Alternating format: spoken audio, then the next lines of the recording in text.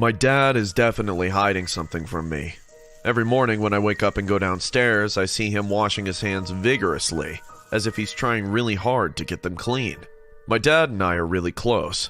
I don't have many friends. We used to live in a town, but after my mom's death, our life changed. I tried to socialize to distract my mind from this unfortunate event, but everyone I made friends with either disappeared or died under mysterious circumstances. After that, my dad bought this new house on the outskirts, and since then it's just been the two of us. I'm now used to this loneliness, because don't know why my dad doesn't take it nicely when I try to talk to others. He even warned me one day that if I try to make contact with others, he'll lock me in my room. But trust me, he's a really nice guy. I know he means no harm to me, he just cares about me too much, and doesn't want to lose her darling daughter.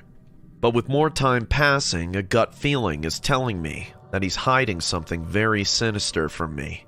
My dad wakes up very early and leaves for his morning walks. He likes nature and jogs almost for an hour. I, on the other hand, am mostly asleep at that time.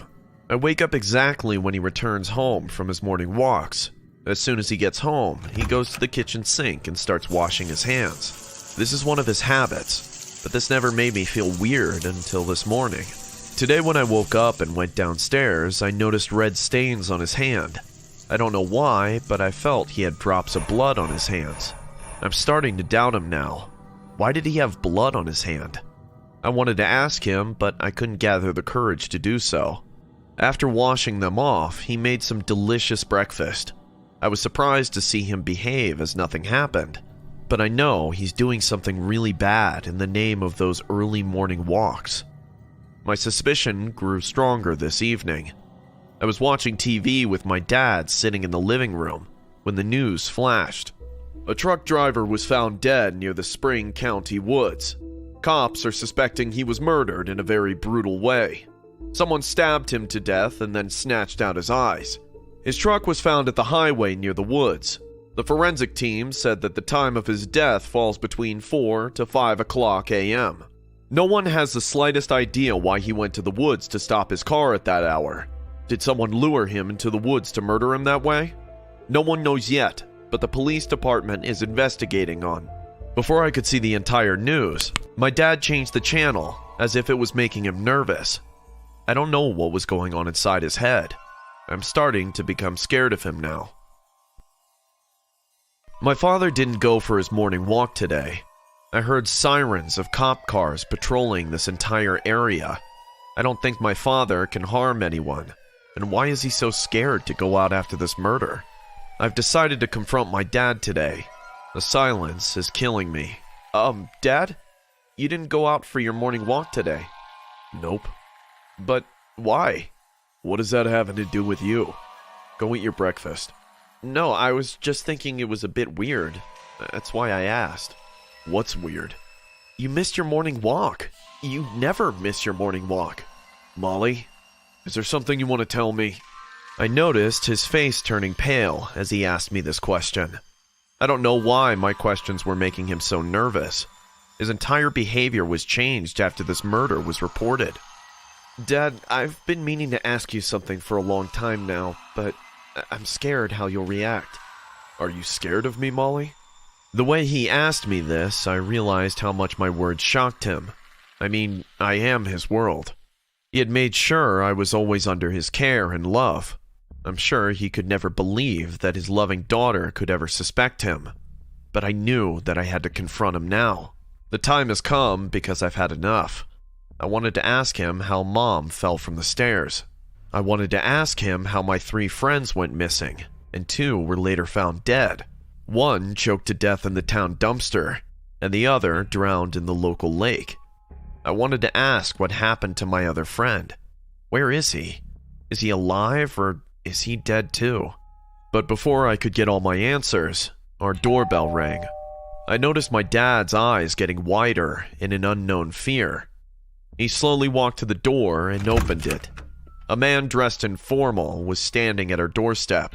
He had a sharp-looking face with scanning eyes. Hello, sir. I'm Detective Branch. I'm working with the police department. We're interviewing everyone in the area for the gruesome murder of the truck driver. May I ask you some questions? Go to your room. Oh, no, let her be here too. Maybe she can also tell us something useful. Come on, young lady. Let's sit down and talk. I've never seen my dad more scared than at this moment. Something in my heart kept telling me that my dad knows things that he doesn't want to reveal. Detective Branch sat down on the couch in our living room. My dad sat beside him, and I sat down on a chair next to him.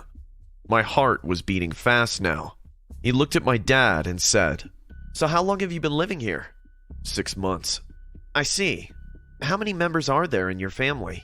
Just me and my daughter. And your wife? She died 6 months back. Oh, I'm sorry. If you don't mind me asking, how did she die? She fell down some stairs. Another unnatural death then. I see.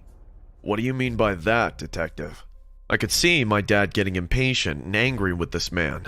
The detective smiled and looked at me. You're Molly, right? How do you know my name? I went to your school. My school? Why? Molly, do you know what happened to your friends? Yeah, they died, and one of them disappeared. Did the same person who killed the truck driver kill my friends as well? Yes, I'm afraid so. But I have even more scary news for you. What? What is it? You know who's doing all this, Molly, don't you? What? What do you mean? Why would I... Dad, what is he trying to say? I could feel my veins popping out in fury, and my head throbbing in terrible pain. My dad got up and screamed, "Go to your room, Molly! And you, get the hell out of my house! We don't know anything about these murders!" Come on, Mr. Johnson. How long will you act like a fool and pretend nothing is happening? I've checked the CCTV footage of the night the truck driver got murdered. I've seen who stopped his truck and lured him into the woods. Their argument was heating up. Meanwhile, I couldn't bear this excruciating pain in my head.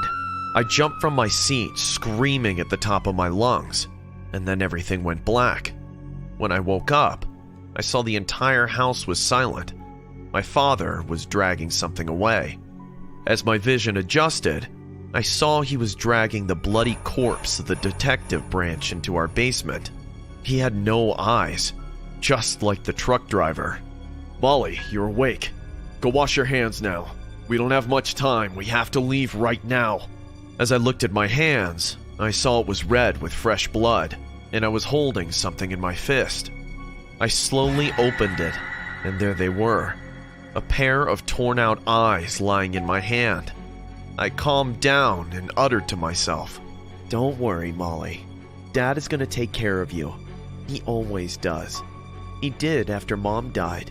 He did after Cindy was found in the dumpster. He did after Joanna was drowned in the lake. He did when Jason was pushed from the cliff. And he did after the truck driver was stabbed. He will do it this time as well."